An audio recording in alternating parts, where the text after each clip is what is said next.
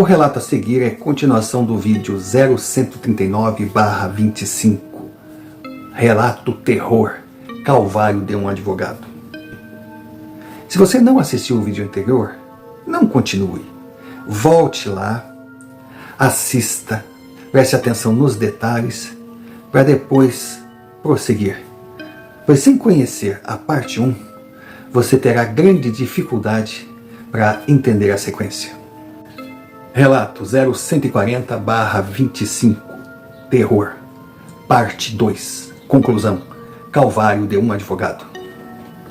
E lá estava eu, de volta à favela. Repito, se você prefere chamar de comunidade, indiferente. Não é a forma que chamam que define o lugar. Lá, apesar de todos os pesares, de todo o sofrimento que me obrigou a passar, era o meu lar. Foi naquelas ladeiras que eu cresci. Cresci correndo, brincando, rindo, chorando, levando tombos, levantando, me tornando cada vez mais forte. E apesar de todas as sequelas, as visíveis e as nem tanto, me tornei mulher, desci para o asfalto, estudei e me formei advogada. Mas quanto mais adulta eu me considerava, mais forte e preparada, maior era a minha fragilidade e dependência daquele lugar. E diante do impacto que a proposta do Dr. Gabriel causou em mim, corri para buscar refúgio na casa da minha mãe. Só que eu não sabia para que mãe eu fui pedir socorro. Se é para aquela mulher forte, guerreira, indestrutível, fêmea da espécie humana, que apesar de todas as dificuldades, esperou pacientemente a me formar como ser vivo dentro do seu útero, ou se era para a Ialorixá.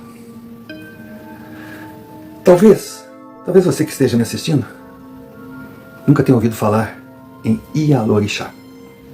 Então, para facilitar a sua compreensão, tentarei fazer um resumo com uma pequena retrospectiva. O meu pai era um pernambucano da pele queimada, do sol, da falta de água, do sertão nordestino. E ele, igual a tantos jovens, decidiu deixar a terra que amava e descer para o sul.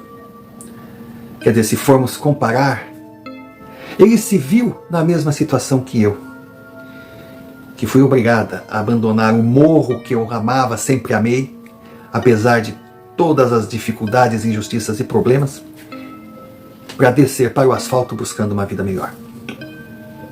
E o meu pai, quando chegou na cidade grande, trouxe como bagagem apenas a sua vontade de vencer, a sua garra e vontade de trabalhar.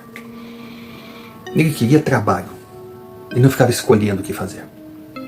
E lógico, igual a tantos outros, ele foi para a construção civil, onde arrebentou as mãos, a coluna, carregando peso acima do que podia suportar, para ganhar aquele salário que para a cidade onde ele estava era uma miséria, mas se pensar no quanto ele ganhava na sua terra natal, era uma fortuna. E outra, ali, por pior que fosse, ele tinha água, ele tinha como comprar comida, ele se sentia milionário, e a cada dia com a certeza maior que fizera a escolha certa. Logo juntou um dinheirinho para comprar um pedacinho de terra no alto do morro e ele mesmo construir o seu barraco, o que seria a sua morada, que para ele era um castelo. Agora, meu pai, por origem, lógico, ele deveria ser devoto do meu padim Padre Cício. E cristão, melhor dizendo católico, que na região eram os missionários católicos que iam para, digamos assim, catequizar, deixemos assim, os abandonados moradores da região. Só que, embora respeitasse meu padinho, o Padre Cício, nunca se considerou um devoto. Embora respeitasse aqueles jovens padres que estavam ali para levar a palavra de Deus, Ele via nas palavras uma verdade, mas não era o mesmo sentimento quando olhava para aqueles homens, porque na verdade eram homens iguais a ele. Então ele tomou uma decisão. Religião, igreja, na cabeça perspicaz de um homem simples, que não passou do 2º ano do ensino fundamental, o que existia era Deus. O resto era a criação dos homens, tão fracos e imperfeitos quanto ele.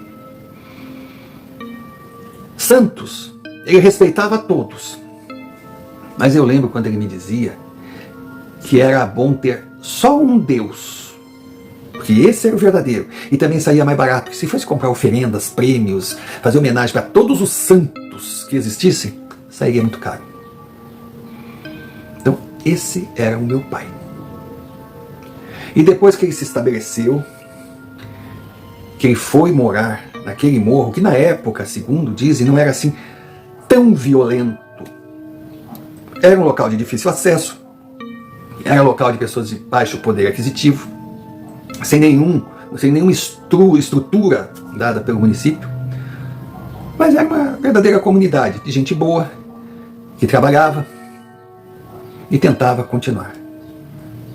Claro que depois, até os filhos daquelas pessoas, meio que recalcados, porque não tinham as regalias, as mordomias, não podiam conquistar o que os jovens da mesma idade deles, que moravam no asfalto, podiam. Aí foram começando a se perder daqui, se perder dali, pequenos delitos, distorções, inversão de valores, o lugar começou a ficar perigoso, bom, até chegar no ponto que chegou, que hoje a gente sabe o que é. Só que o meu pai, quando estava lá, conheceu minha mãe, se encantou por ela, ela também por ele, e resolveram juntar os trapinhos, como falavam na época. Seria um casal perfeito, e era. 2 lutadores humildes, que cresceram com pouco, não precisavam muito para ser felizes, tinham seus sonhos. Mas daí veio aquela divisão na questão fé. Meu pai continuava irredutível, ele acreditava em Deus, e só. Já a minha mãe era um centro de umbanda. Claro que aí as pessoas perguntam, umbanda branca, umbanda cruzada, que seria a umbanda do bem ou a umbanda do mal. Cara, umbanda é umbanda. Agora, dentro da umbanda tem várias correntes. Mas a minha mãe, eu sempre soube que era da umbanda e nunca esteve ligada à umbanda cruzada. Só que o meu pai, a princípio ele discordava até que ela frequentasse o seu terreiro. Mas depois ele foi entendendo que não tinha esse direito, porque como ele acreditava naquilo que acreditava, ela também poderia acreditar, mas foi quando eu nasci. E aí o meu pai pedia para minha mãe que deixasse eu crescer livre, sem frequentar nem terreiros, nem igrejas, nem centros espíritas, não, que eu crescesse livre. E nessa liberdade eu ia encontrar aquilo que queria seguir. E acabou dando certo. Claro que a minha mãe me levava nos terreiros de vez em quando, mas não era aquela coisa de obrigação. E eu cresci de uma forma leve, vendo naturalmente essa escolha que eu deveria fazer. E eu acabei pendendo para o lado do meu pai. Porque eu acreditava muito numa força maior, num Criador, num Deus, aquele que me levava para frente, que me dava força, a mesma força que eu via no meu velho. Surrado, rodeado, quebrado, mas ali em pé, batalhando, trabalhando. E assim ele fez até o último suspiro. E a minha mãe continuou sozinha. E sozinha ela me criou, ela me deu o melhor que podia, ela me deu o suficiente para investir nos meus estudos, para conquistar o grande DR, o doutora que eu tanto sonhava. Não pôde, lógico, me cobrir com uma galinha choca que protege seus filhotes, me livrando de passar todos os perrengues que eu passei. Mas a minha mãe era o meu porto seguro. E olha, a minha vida poderia ter sido até mais complicada ainda, por ser mulher e morar numa região dominada pelos reizinhos das facções. Mas ela tinha o respeito até desses, porque era a Ialorixá, do terreiro de Xangô e Iansã. Ialorixá é a grande, é a líder suprema do terreiro. Terreiro que tem um grande mandatário. Se for mulher, Ialorixá. Se for um homem, Babalorixá. Então eu estava confusa. Eu queria a proteção da minha mãe. E também eu queria os conhecimentos da grande mãe do terreiro de Umbanda. Ela me recebeu muito bem. E como mãe, a primeira coisa que ela mandou eu fazer era ir tomar um banho, botar uma roupa limpa, uma roupa seca. Ela não sabia como é que eu suportava andar com aqueles saltos altos, meus pés estavam machucando.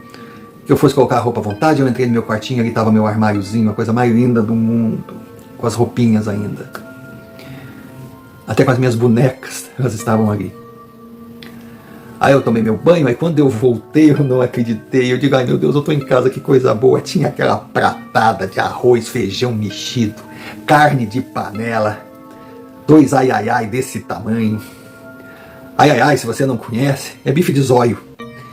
É o ai ai ai, sabe? Que antigamente, quando era baratinho, o filho do pobre chegava na mesa e dizia, ai mãe, ovo de novo, ai ai ai, sabe? Ai que saudade que eu tava daquela comidinha. Tinha até uma saladinha de tomate que eu sabia que era dos pezinhos que ela plantava, naquele fiapo de terreno que ela tinha atrás do barraco, bem cercadinho. Aí ela tinha as verdurinhas dela e tinha o tomate. Ai, o tomate da minha mãe não existia outro igual. E ela fez aquela limonada, vinda do mesmo pé de limão que eu tentava apanhar as frutas e me cortava toda. Eu pequenininha e o pezinho era pequeno também. Nós crescemos juntos. Era a minha casa. E ali na parede tinha a foto dela com meu pai, eu ficava vendo. Nossa, como eles eram bonitos, jovens. Sabe, aquilo tudo me fez relaxar. E lógico, tinha algumas imagens do centro de Umbanda, mas nada assim para tornar a casa dela uma extensão do terreiro. Não, ela tinha um altarzinho dela lá. Aí eu lembro que eu almocei, fiz questão de lavar louça, ela disse que não, que a filha dela não estudou para lavar louça na casa dela de jeito nenhum. Aí eu pensei até que eu ia, depois daquele almoço, poder conversar com ela, mas me deu uma paz tão grande que eu não dormi, eu entrei em coma. Como era bom me enrolar naqueles lençóizinhos, sabe, aquele tecido simples, mas cheiroso, com carinho, aquele cheiro, aquele aroma de memória afetiva. E eu apaguei. E quando eu apaguei, eu olhei assim na janelinha do meu quarto, até estranhei. Tava noite. Tava noite, eu acordei com um pouco de frio. Eu vi no canto do meu quarto assim, aquela jovem me olhando. Eu não consegui identificar quem era. Apareceu uma menina tão doce, tão bonita. Eu percebi que ela sorria para mim, mas eu não conseguia definir o rosto, sabe, a face, os lábios. Aí eu lembro ainda que eu falei para ela, oi. Parecia que ela tinha me respondido, eu disse, oi. Aí eu virei pro canto. Quando eu virei pro canto, eu digo, oi o quê? Eu abri os olhos assim.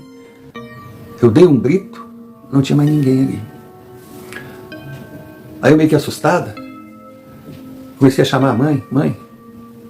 Ela veio, abriu a porta. O que houve, minha filha? Mãe, nós estamos sozinhas? Eu disse, filha, nós nunca estamos sozinhas, mas por quê? Não, porque eu achei que eu vi uma moça aqui no meu quarto. Ela disse, você não achou não, filha. Ou você sonhou com ela, ou ela realmente estava ali. Essa era a minha mãe. A minha mãe era o tipo de pessoa que, se você tivesse medo de algo sobrenatural, se ficasse perto dela, ela falaria numa naturalidade tão grande, de uma forma tão espontânea, que o medo viraria pânico. Mas eu já estava acostumada.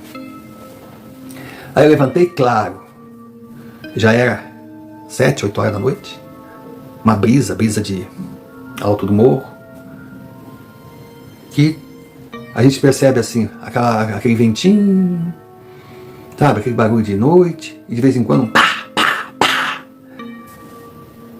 O jeito era torcer que aquele pá não atravessasse uma parede da nossa casa, mas tudo fazia parte do ambiente. Aí eu estava ali com ela, conversando, e ela vendo que eu estava com dificuldade de entrar no assunto, ela perguntou: o que te trouxe aqui, minha filha? Não foi saudade, né? Eu disse: não, mãe, não foi. Eu precisava muito de ti. Mas claro que a senhora sabia, né? Porque quando eu cheguei a senhora estava me esperando. Como a senhora soube? Aí eles vieram me avisar que eu estivesse preparada,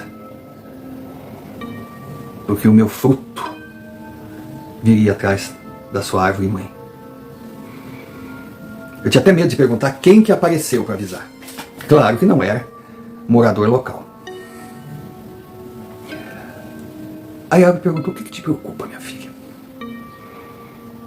Teria algo a ver com a morte daquela menina? Como é que é o nome dela? Marina. Eu olhei para minha mamãe: como é que a senhora sabe? Ela já saiu em todos os jornais. E não foi a primeira vez que ela esteve aqui na minha casa. A última foi a que você viu há pouco e me perguntou quem era. Olha, eu para conversar com a minha mãe, por mais que eu tivesse acostumado, ela vivia em outro patamar, outro pique, outra, como é que é a palavra? Estratosfera, ou estrastrofera, ou não sei. Mas ela vivia em outro universo. Então eu sabia que eu tinha que ir com calma com ela, mas não ir com calma para que ela me entendesse. Não, eu tinha que ir com calma para que ela pudesse me colocar na velocidade que funcionava a cabeça dela.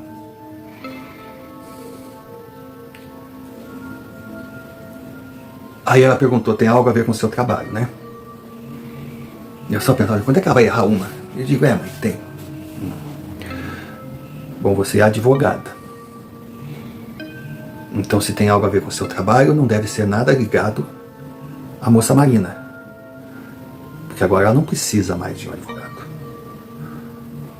Mas, em compensação, o rapaz, como é que é o nome? Marcelo, ele deve estar bem enrolado. Eu olhava para minha mãe assim e ficava pensando: bom, ela vai me contar a história toda, eu não vou precisar abrir a boca. Ela fechou os olhos assim e disse, quando abriu: não fique decepcionada com o Dr. Gabriel. O que ele está fazendo pode até não ser certo, mas ele acredita que é para o teu bem. Eu, totalmente desarmada, disse: mãe, como é que pode ser para o meu bem, mãe? Ele quer que eu faça o que ele me prometeu que nunca me obrigaria a fazer. É defender um criminoso, um ser repugnante. Ela olhou para mim e disse: filha, não confunda. Você conhece esse rapaz? Você já teve contato com ele? Claro que eu disse que não. Mas poxa, a sua atitude o credenciava.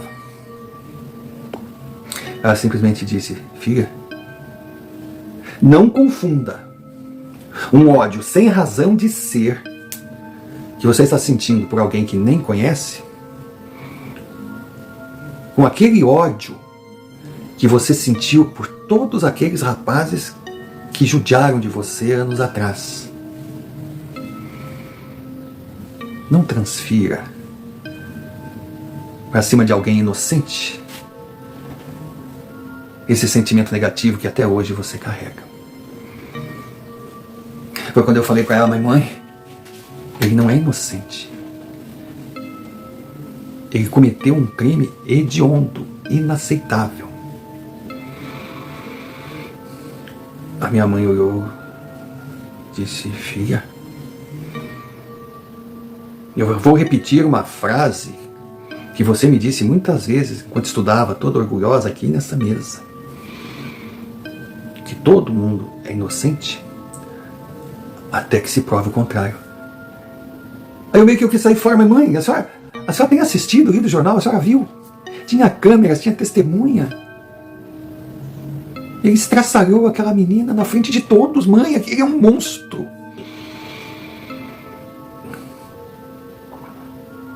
Aí ele olhou para mim e disse, mas conforme essa lei aí que você estudou, ele não tem direito a um advogado? Eu falei, mas mãe, esse é o problema. Doutor Gabriel quer que eu seja advogada de um monstro. Eu não posso aceitar isso. Mas minha filha, doutor Gabriel disse para você ser advogada dele? Ou o juiz que irá condená-lo? Eu meio que não entendi. Eu, filha, se você foi escalada para ser advogada, seja. Mas só se você sentir dentro de você uma única e pequena chance de acreditar que existe uma possibilidade dele não ter cometido aquele crime. Porque o que ele não precisa é ter uma advogada que quer condená-lo igual a todos os outros que o cercam. Mas eu falei para minha mãe, mãe, é esse o problema, mãe. Eu acredito que ele cometeu o crime. Ela me olhou assim.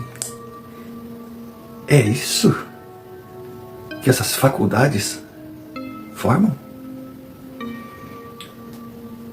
Filha, você tem aquele diploma na sua sala que tanto lhe orgulha? Que ao invés de transformá-la em alguém que busca provas antes de concluir, se transformou numa dona da verdade sem investigar? Aí eu me segurava, porque eu sempre fui pavio curto. Eu nunca fui de pensar, eu sempre fui de humilhar as pessoas, assim, principalmente nos debates, sabe, dentro do direito, de pegar na autoestima. Eu podia dizer, mãe, o que a senhora sabe? Mas não, mas era a minha mãe. E além de eu ter que respeitar a figura da minha mãe, eu temia a inteligência da Ialorixá. Aí eu quis recuar, baixei o tom e falei com ela, a senhora acredita que ele é inocente? Ela disse, eu não tenho como acreditar ou deixar de acreditar. E também não tenho como saber se é ou não. Mas você tem. Faça o seu trabalho. Se descobrir que ele é culpado, seja mais um a condená-lo, que o crime foi hediondo.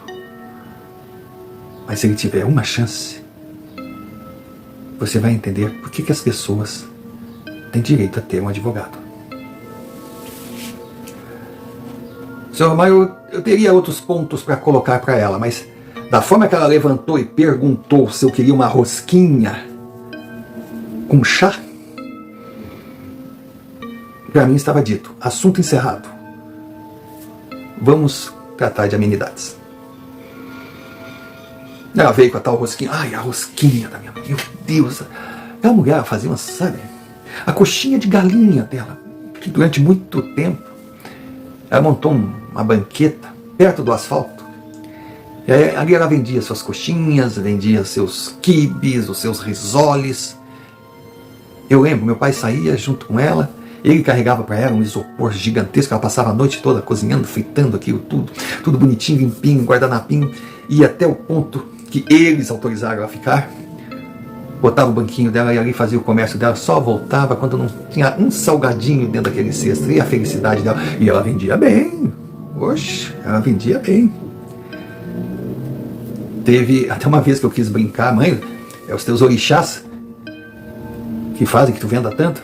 Ela só me disse, eles não cozinham, eles não me ajudam a produzir, então eles são mais inteligentes que muitos, eles não se metem no que não são chamados. Aqui eu rabinho no meio das pernas. Amanheceu, dei tchau para minha mãe, chamei o motoboy, desci, enfrentei os mesmos olhares da subida, mas ali já mais aliviada. Cheguei no asfalto, agradeci o rapaz, dei até um a mais para ele, pois que esse ali trabalha, sobe e desce aquele morro direto. Sempre com o risco de ser encontrado por uma bala achada, ou de estar carregando o passageiro errado e ser derrubado junto. Aquela vida de sempre. Eu sei que eu fui para casa, troquei de roupa, tomei meu banho, botei aquele taie, aquela coisa, aquele sapato apertado. Minha mãe tinha razão, eu por mim eu ia com a Havaiana, mas não dava. Aí quando eu cheguei no escritório, parou todo mundo me olhando. Todo mundo me olhando. Aí eu já chamei a minha assessora, amiga, irmã, querida. Dei uma tonelada de recomendações. Pedi para ela ir na sala do Dr. Gabriel para saber se o Dr. Gabriel podia me atender. Ela voltou rapidinho, dizia que ele estava esperando. Eu fui lá, entrei, bom dia. Ele me olhou assim, tipo, poxa, será que ela vai pedir demissão, algo do gênero? Eu digo, doutor Gabriel, vou precisar disso, eu quero esse levantamento, eu quero acesso à polícia, eu preciso do jornal, eu preciso daquilo outro, eu preciso daquilo outro, eu preciso daquilo outro. Ele tinha uma secretária que era uma máquina, a mulher simplesmente anotou tudo rapidinho, acho que até a taquígrafa aquela doida era. Mas eu entrei que nem um furacão, para não dar nenhum acesso de o que te fez mudar de ideia, como é que... Não, era aquilo ali, página virada, já que é para ser que seja. E pedi para agendar uma hora, para eu me encontrar com o meu cliente. Aí depois que eu dei todas aquelas horas, sem brincadeira, não sei o que me deu, porque, sabe, algum orixá, ou Exu, sei lá, se apossou de mim. Aí de repente eu olhei, o Dr. Gabriel me olhando, meio que sorrindo. Aí eu fiquei meio sem jeito, é só isso? Aí meio que gaguejei, cara, sabe quando a gente cai na... Ele, tá, desculpa, é sim, senhor. Ele, será providenciado. Seja bem-vinda de volta. Eu dei um sorriso, obrigado senhor, já saí, já comecei a trabalhar. E chegou o dia do encontro. Claro, ele estava no presídio, numa ala restrita, pois se ele caísse até no banho de sol, ele não voltaria do pátio. Estava todo mundo assim morrendo de vontade de pegar e fazer um carinho. Mas seu Romário, quando eu olhei o Marcelo, eu não sei o que eu imaginava, mas pode ter certeza que não era aquele homem magro, baixo, cabeça meio assim, olhos parados, triste, falando baixo. Claro, eu sei onde cresci. Escola que vagabundo estava aprendendo, eu já tinha me formado. Eu conhecia esses truques do monstro que se torna novelinha numa fração de segundos, dependendo do interesse. Aquele vagabundo que está com uma automática na sua cara. Casa caiu, playboy, casa caiu, playboy. De repente, ele não sabe, mas você é faixa preta de alguma coisa, dá uma quebrada no pulso dele, tira a arma, joga ele no chão e já começa, pelo amor de Deus, eu sou chefe de família, eu sou de menor, pelo amor de Deus, não faz nada, socorro, não faz isso comigo, senhor, ô tio, perdão, tio. Eu conhecia. Mas ali, a figura não fechava. Mas eu não podia me deixar envolver. Aí eu sentei, era uma mesa, era uma sala vazia, com um segurança, claro. Ele todo, devidamente, com braceletes. Aí eu perguntei, você sabe quem eu sou? Ele, sei, senhor. Bom, então, Marcelo, para deixar claro, você deve se dirigir a mim, sempre me chamando de doutora Niar. E eu vou me dirigir a você como senhor Marcelo.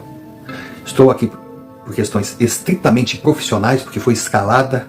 Se dependesse de mim eu não estaria, mas eu sou sua advogada. E eu vou tentar fazer o possível para ajudá-lo, se é que você ainda tem alguma oportunidade de ser ajudado. Mas vamos começar com o passo certo. Então eu peço que você me prometa que não vai mentir para mim, porque eu quero montar a sua defesa.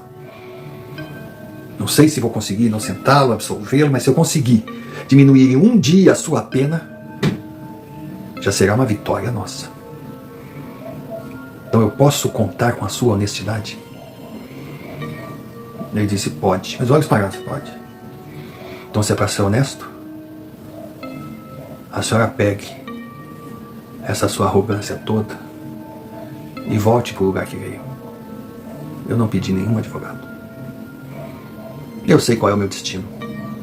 E dele eu não posso fugir. Eu olhei assim e disse, por mim, eu nem estaria aqui. Mas já que eu estou, eu sou obrigado a ficar e fazer o meu trabalho. E eu vou ficar, junto comigo vai ficar minha arrogância, minha soberba, vai ficar o que você achar. Eu só quero que você me ajude a te ajudar. Ele olhou pra mim assim, por que você não vai à merda? Eu ri e disse, mas já me mandaram pra cá. Eu já tô na merda. Então vamos fazer o seguinte. Nós não começamos muito bem.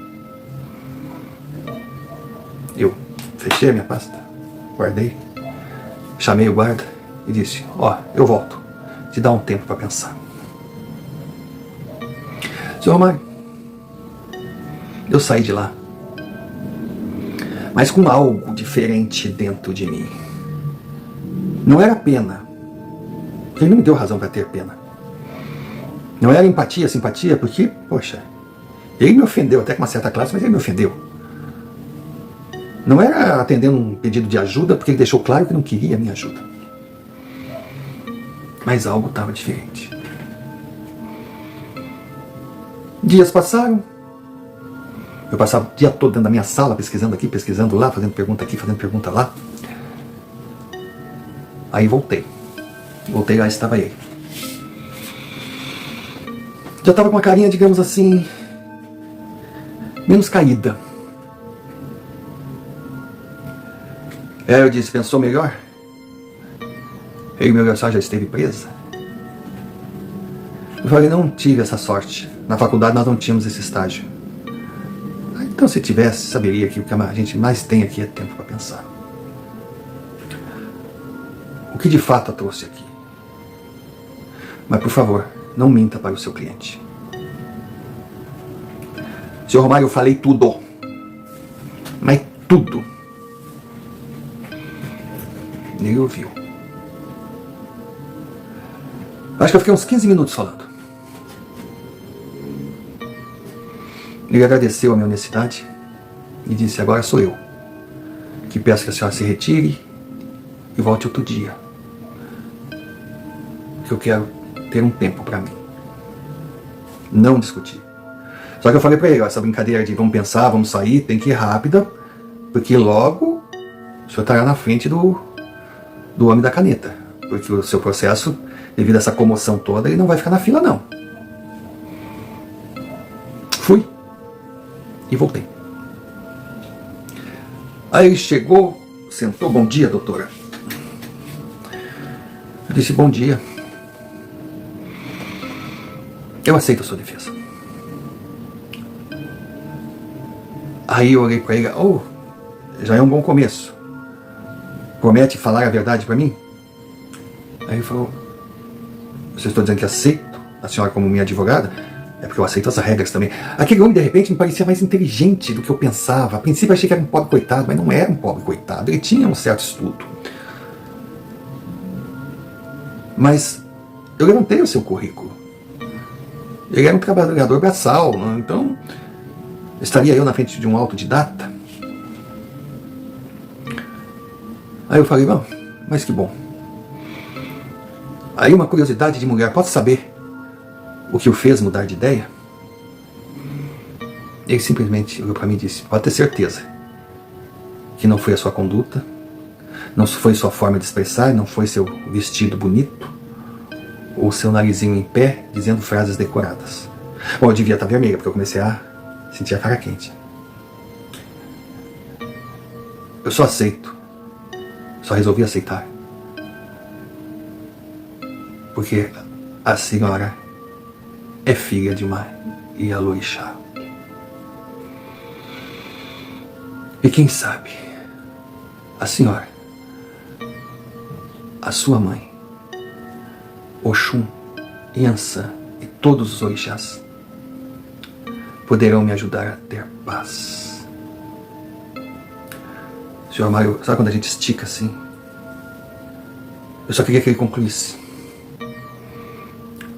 Aí ele disse: porque eu não tenho medo da condenação dos homens.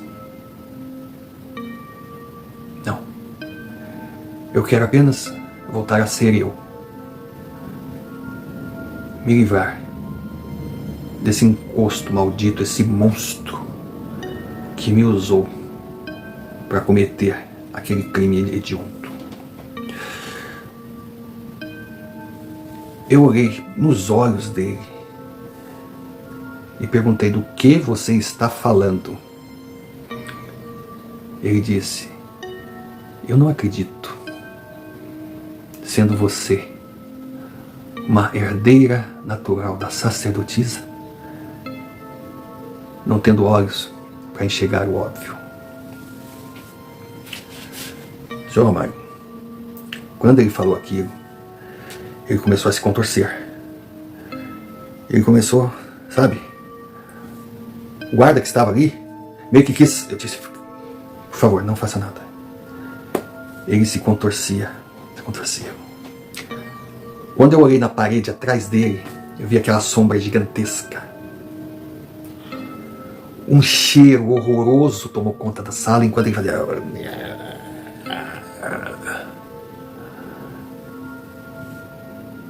Aí ele começou a falar, mas a voz dele já não era mais a voz dele. E olhava para mim meio contorcido assim e dizia: saia, sua cadela. Você não tem nada o que fazer aqui. Saia, sua cadela. Antes que eu arrebente você. E começou a...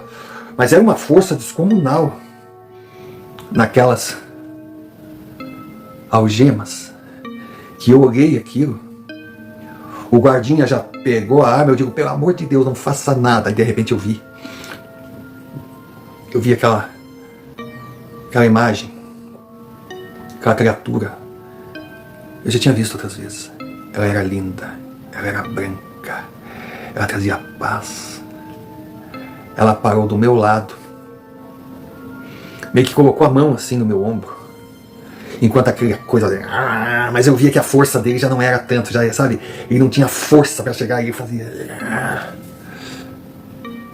De repente ele deu um grito, mas um grito que soou. E pá!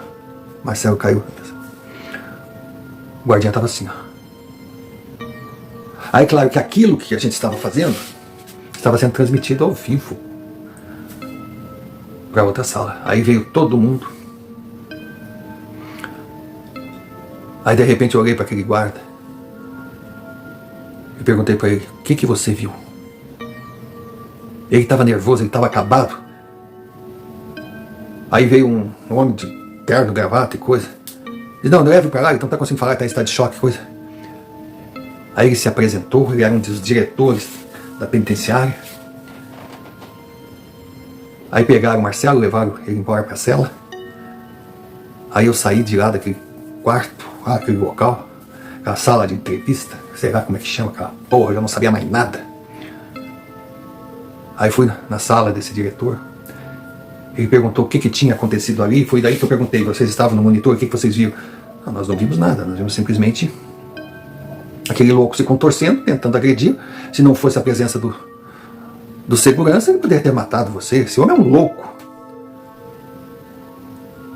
Aí foi quando eu pedi para que nada fosse comentado, nada saísse dali, que no outro dia eu voltaria. Porque eu também precisava me recompor. Dia seguinte estávamos o diretor, eu e aquele guarda. Aí ele se apresentou, aí que eu soube seu nome. Guarda penitenciário Benítez. Eu perguntei a ele: Benítez, o que você viu? Ele disse o mesmo que o diretor tinha falado, que de repente o Marcelo começou a se contorcer. Aí eu perguntei: você sentiu alguma mudança? Você viu algumas sombras, algum frio, algum cheiro? E cheiro horrível. Aí o diretor Carlos: cheiro? Mas cheiro de quê? Eu digo: o senhor não sentiu? Não sentimos nada. Aí que eu falei que eu ia precisar do testemunho do Benítez. Ele disse, tá, por favor, coisa. Aí eu pedi para ver Marcelo novamente. Eles ficaram cheios de dedos, mas não podiam fazer nada. Aí eu fui até lá. Ele estava ali. Perguntou, eu lhe ataquei, eu lhe fiz alguma coisa de mal? Eu disse, não, Marcelo, você não me atacou como não ataca ninguém. Mas ele tentou me atacar, mas não teve sucesso. Aí ele riu. Ele é forte comigo, ele é forte com a senhora, não com Maria Orixá. E dava risada. Aí eu disse, Marcelo, fala pra mim. Conte a sua história. E ele resumiu. Desde os 12 anos, ele era perseguido por imagens, por gritos. Ele se sentia atacado, ele ouvia dores, ele andou internado em várias clínicas psiquiátricas. Ele sempre foi visto como doido, mas ele sabia que ele não era doido. E que ele era obsediado. Que ele tinha essa tal de mediunidade que diziam que ele tinha que desenvolver, mas ele só queria ter uma vida normal. Ele não queria saber nada daquilo. E que ele adorava a Marina. Marina era uma grande amiga dele. De fato, tudo correspondia. A gente cresceu junto no mesmo bairro. Marina tinha perdido o namorado dela num acidente terrível. Ela andava muito triste. Aí nós começamos a nos aproximar. Mas era só amizade, eu tinha um carinho muito grande por ela, ela por mim. Aí certa noite, ela me pediu para eu ir buscar ela no trabalho. Eu fui, quando estávamos chegando na casa dela, eu vi aquela coisa chegando na minha frente. Eu só disse, corre Marina, ela não conseguia entender. Eu comecei a gritar, vai embora, me deixa em paz, vai embora, me deixa em paz, vai embora, me deixa em paz. Quando eu acordei, quando eu dei em mim, eu vi Marina arrebentada. Aquela gente toda querendo acabar comigo, aquelas imagens de câmeras todas ali. E eu concluí que a minha vida tinha acabado. E quando eu cheguei na delegacia, eu lembro que me levaram para a delegacia, eu estava machucado. Eu levei alguns tapas, algumas coisas. Aquela figura horrenda estava rindo de mim, dizendo, você tentou fugir. Você jamais fugirá de mim, porque você é meu, você é meu, você é meu. E ali eu resolvi desistir. Porque melhor seria eu ficar aqui dentro, alguém se descuidar ou de propósito me deixar no meio de um bando de criminosos e eles deixarem eu partir. Eu não aguento mais. Mas daí eu perguntei, mas Marcelo, foi a primeira vez que você fez isso? Eu não fiz nada. Mas você sabe o que fez com Marina? Não, não sei nada, só o que eu vi nas câmeras. Mas tem outra menina, tem outro rapaz, tem... Ele disse, eu não sei, mas tem mais 2 casos que, depois do que aconteceu com a Marina, eu comecei a pensar. Um foi numa pescaria, nós estávamos numa turma, acampados, e encontraram uma moça toda destruída na barranca do rio. Investigaram, fizeram um monte de perguntas. Não, mas daí eu digo, mas e você, o que lembra? Não, eu lembro que eu estava na barranca do rio ali, cheio de mosquito, não conseguia pescar nada, estávamos numa turma grande. Aí eu saí para ir para a barraca para me livrar daqueles mosquitos e vi aquela menina, uma menina linda. Passaram assim, ela riu para mim e eu abanei para ela. Agora eu não sei se eu entrei na barraca ou se eu fui atrás dela. Eu só sei que no outro dia eu estava na barraca. Mas estava com as mãos cheias, sujas de barro, minhas calças sujas de barro. Não entendi nada, também não comentei nada. Até que veio a notícia que ela foi encontrada naquele estado. Aí eu digo, tá, mas você falou que tem outra vez? Teve. Teve. Mas aí eu não tenho bem certeza. Porque eu lembro que eu estava no supermercado, muita gente. Aí eu vi aquela moça cheia de pacote, tentando chegar com as compras. Aí eu fui ajudá-la, nossa, ela se assustou ao princípio, depois agradeceu. Aí eu coloquei o carrinho. Aí eu olhava para ela, ela sorrindo, agradecendo. Eu comecei a sentir, sabe, uma coisa estranha. Eu comecei a olhar estranho. Parecia que tinha alguma coisa tomando conta de mim. Eu queria, sabe, eu queria ir embora dali. Eu já tinha feito a minha parte, eu já tinha ajudado ela. De repente, graças a Deus, eu ouvi uma voz de homem: tudo bem, amor? Aí eu olhei pro lado. Aí tá um cara forte, grande. Eu não sei o que era dela, mas ficou no caixa pagando enquanto ela trazia as produtos. Ela disse: não, tudo bem, esse rapaz aqui foi muito gentil, me ajudou a trazer as compras. Ele: opa, obrigado. Eu disse: não, não por isso, tá? E saí andando. Mas eu fiquei pensando, o que teria acontecido se ele não chegasse ali naquela hora? Mas não, mas o supermercado cheio, aquele pátio, o que eu poderia fazer? Estava cheio de gente, mas daí que vem aquela coisa que no dia que aconteceu com Marina também estava cheio de gente e eu saí fora de mim. Então essa é a minha história, doutora. Eu serei condenado porque não há como não ser. Não há. Mas eu aceitei a senhora como minha advogada para poder contar a minha história para alguém que eu sei que iria respeitar, que pelo menos uma pessoa no mundo eu queria que soubesse que eu não sou esse monstro que fala. Eu peguei todo o material e simplesmente falei para ele: muito obrigado, Marcelo. Muito obrigado por ter confiado em mim, por ter me contado a verdade. A gente se vê diante do juiz. Fui embora. Fui embora. Aí abri o jogo com o Dr. Gabriel. Contei tudo. Ele só me olhava assim e dizia: filha, você tem certeza do que está me falando?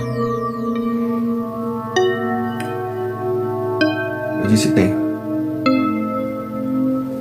Você sabe quanto estranha essa história.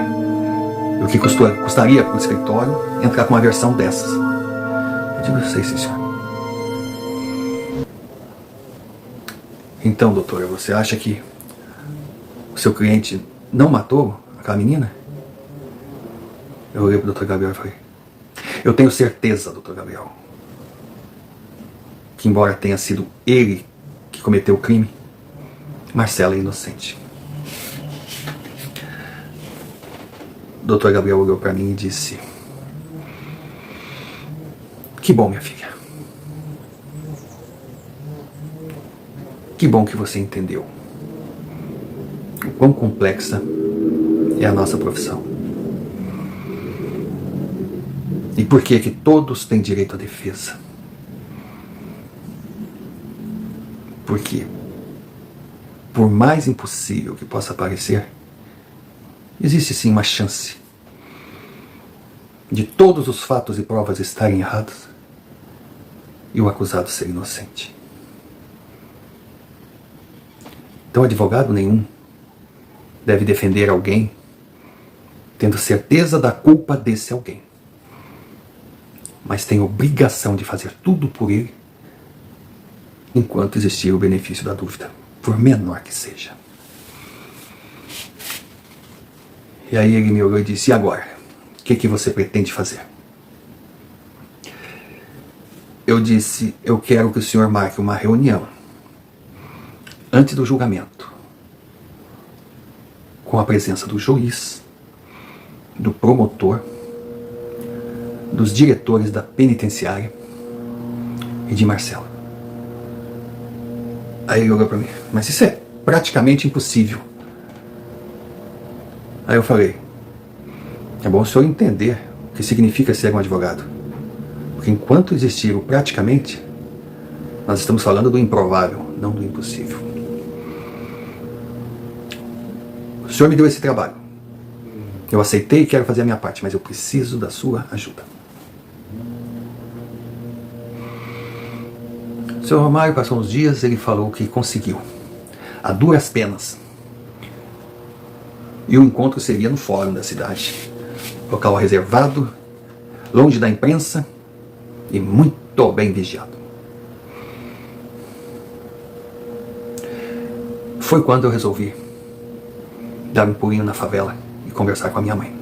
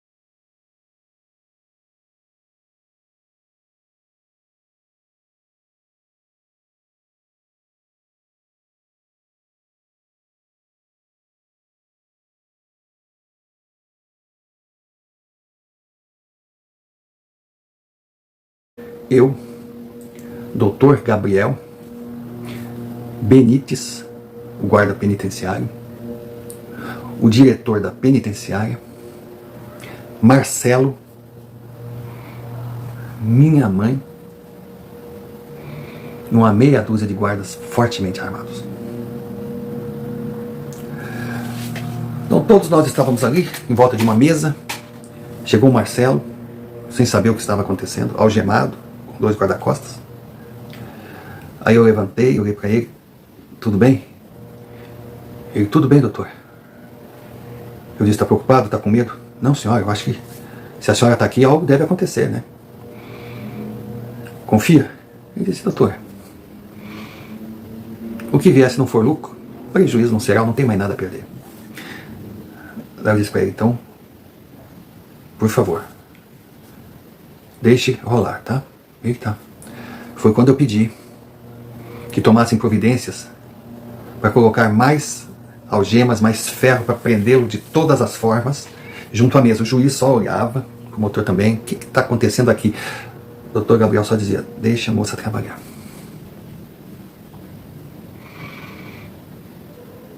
Eu agradeci a presença de todos, eles sentados à mesa. Aí eu contei a história. O juiz fez uma cara de irritado. O promotor disse, moça, você quer perder sua OAB? O que você está fazendo é uma afronta. O juiz levantou. Eu nunca ouvi uma história tão ridícula. Foi quando o Dr. Gabriel disse, eu também não, mas já que estamos aqui, a curiosidade nos trouxe. Então deixe a jovem concluir. Afinal, nós já cancelamos toda a nossa agenda de hoje. O promotor olhou para o juiz e disse, eu não sei o senhor, mas eu não vou participar dessa farsa. Aí eles estavam levantando. Quando eles estavam levantando, a minha mãe só disse assim, sentem. Eles olharam, eles não sabiam quem era aquela mulher. Aí o promotor, como é que foi? Sentem. Quem é a senhora? Minha mãe levantou e disse, logo o senhor irá saber. Ela pegou um vidrinho, com um líquido branco incolor. Aí esticou assim pro juiz, o senhor me dá a sua mão? Ele, claro que não. Ela, com toda a calma, acho que aproveitando a surpresa que eles tiveram, chegou para mim e disse, minha filha, sua mão. Eu dei. Era água. Doutor Gaspar? Era água. Ela foi andando com aquele vidrinho. Marcelo olhava para ela, começou a sorrir. Marcelo de alguma forma entendeu quem era ela. Ele disse, que bom tê-la aqui. Ela só falou, confie em mim. Se eu estiver certa, vai doer. Mas vai ajudar a livrar você de muitas dores possíveis. Pegou a mão dele e jogou aquele líquido. Senhor Romário. Marcelo deu um berro. Aquilo ficou em carne viva. Aquilo parecia ácido. Sabe quando aqueles homens em torno da mesa, todos, até os guardas, todos, meio que saíram, meio que se retraíram? Aí o promotor, essa mulher é louca, tira essa mulher daqui, ela jogou ácido. Minha mãe olhou assim e falou, ácido? Enquanto Marcelo, sabe, urrava de dor ali, ela chegou para mim, tá com sede, minha filha? Eu peguei aquele vidro, era água, eu não entendia também.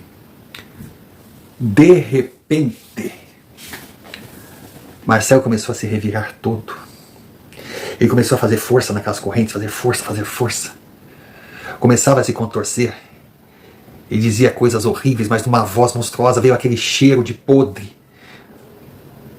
Bom, vou dizer honestamente, eu não sei se o cheiro de podre vinha da criatura ou se vinha da cueca do juiz. Eles estavam sem entender nada, doutor Gabriel então impressionado. Os guardas tremiam. O diretor do presídio, um homem um pouco mais frio, mais calejado, perguntou para mim o que a gente faz. Eu disse, nada, controle seus homens, deixe minha mãe trabalhar. Aí aquela criatura, e o Marcelo se contou. vocês não têm força comigo, eu vou acabar com você. Ele é meu, ele é meu. E aquilo bufava e começou a sair uma gosma, uma coisa, sabe? Marcelo começou a se transformar, ele era um monstro. Minha mãe chegou perto, botou a mão assim e começou. Ela falava um idioma que eu nunca tinha ouvido na vida, eu não tinha a mínima noção do que era. Ela repetia, enquanto aquele monstro urrava, gritava, ela ficava repetindo.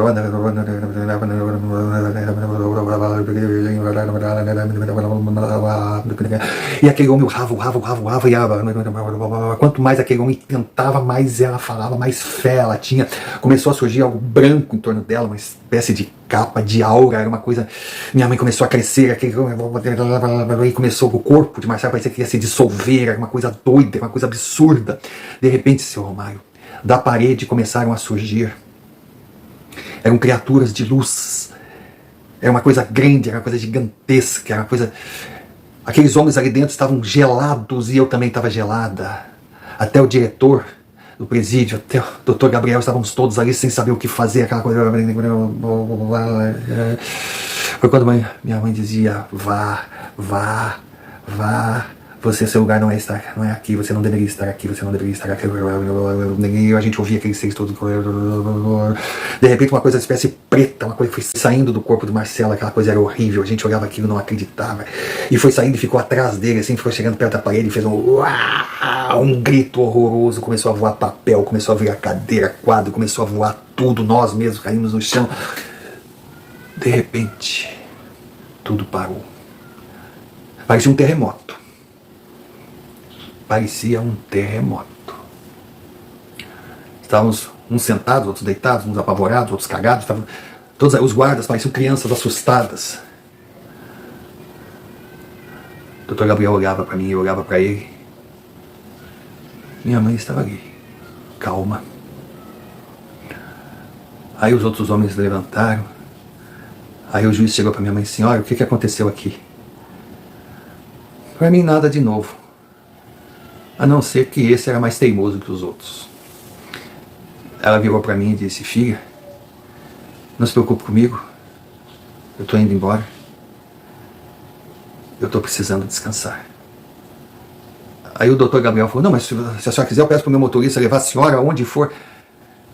Ela disse: não, esse seu motorista deve ter família, não vamos colocá-lo em risco, chega de vidas perdidas. E ela saiu. Quando ela saiu, nós olhamos Marcelo. Ele não estava queimado, ele não estava, não. Mas ele estava destruído, pobre, destruído. Aí chamamos uma ambulância.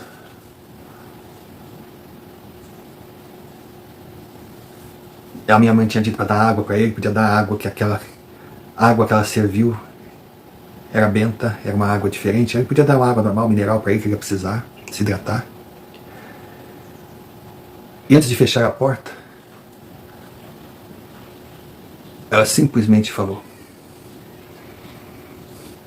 nós vencemos uma batalha, mas essa guerra está longe de terminar. A criatura vai voltar. Ela precisa desse pobre rapaz para existir. O que vocês farão com ele, eu não sei. Mas não o condenem por um crime que ele não cometeu. Porque ele é tão vítima quanto a menina Marina. Minha mãe saiu. Médicos chegaram. Dr. Gabriel e eu fomos para o escritório. Juiz, promotor, diretor, tudo ficaram ali. Benítez, antes de eu sair, perguntou: por que a senhora me chamou aqui? Só para assistir? Ela disse: eu não sei a importância que a sua presença tinha. Eu sei que a minha mãe pediu para que o senhor estivesse aqui. Talvez porque a criatura não tivesse certeza que o senhor a enxergou ou não aquele dia lá no presídio. Aí agradeci a presença dele, fomos embora. O Dr. Gabriel disse que a minha missão tinha terminado e que o escritório iria sumir. E assim foi feito. Eu voltei a visitar a minha mãe. Ela pediu que, mesmo sabendo a forma que eu pensava, mesmo sabendo que ela seguia a linha do meu pai, mesmo sabendo que eu não tinha uma religião, não tinha um secretismo, não tinha uma doutrina, ela pediu que eu fosse ao seu terreiro, para que fosse criada uma proteção para mim, porque eu certamente viraria alvo de um desejo de vingança daquela criatura. E assim eu fiz.